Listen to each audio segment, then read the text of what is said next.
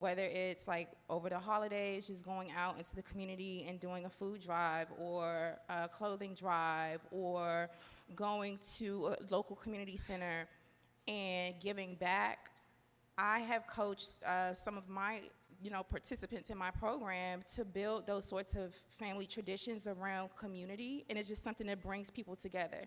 For example, I have a participant in my program, and he lost his mom. He was going through the grieving process a few years ago, and she used to serve food every month in Virginia at this place called the Lamb Center.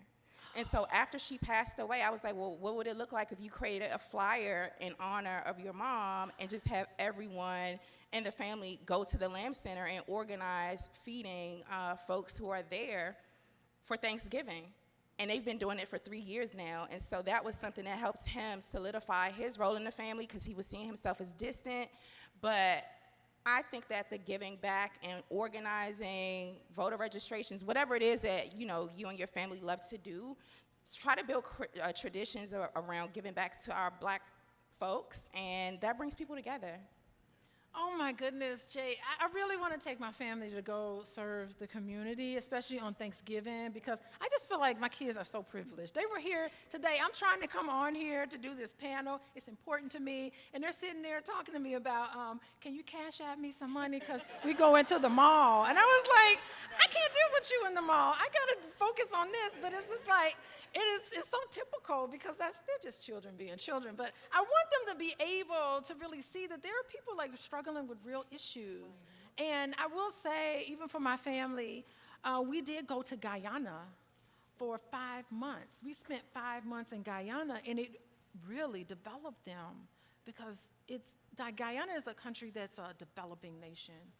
But they just couldn't believe the level of poverty that some of the communities were involved in. And so we reflected on that, and it was really great because it was a great bonding experience with Boyce and everybody. Great bonding experience.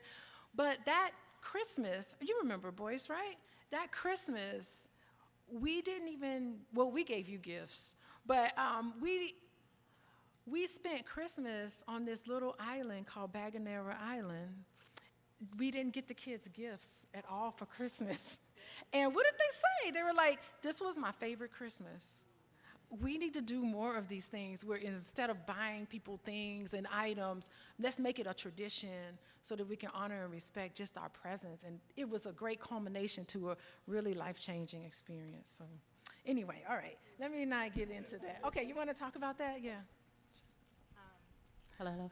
Okay, so another thing, so I taught school for 20 years. I taught middle school, and one of the things I did as an educator is like also letting the community see your children, like letting the community see the students. And so getting them involved in spelling bees, getting them involved in oratorical competitions, getting them to the library, getting them to the museums, getting them outside, because there's a generational problem where the elders are like, these hooligans, these derelicts, and then the young kids would be kind of looking at elders like, oh, they're always fussing and complaining. And so getting that intergenerational thing going on where the kids can maybe go to the retirement communities, and the folks from the retirement communities are coming into the schools. And so for Reading Week, getting folks from all different walks of life coming in and interacting with the children so that they are empowering one another. I'm seeing the value of each other.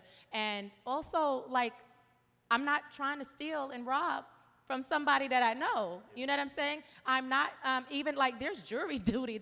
I'm not trying to disempower somebody that I know. And so I want them to see each other in the community. I want them to see each other and want to pour into one another. And the other thing, too, is for me, if I'm teaching my student, and I have my 30 kids each year, go home and teach somebody else. I don't know who your sibling's teacher is. I don't know if your mother got this. I don't know empower somebody else. Every time you learn something, go home and share it with someone else in your household as well. So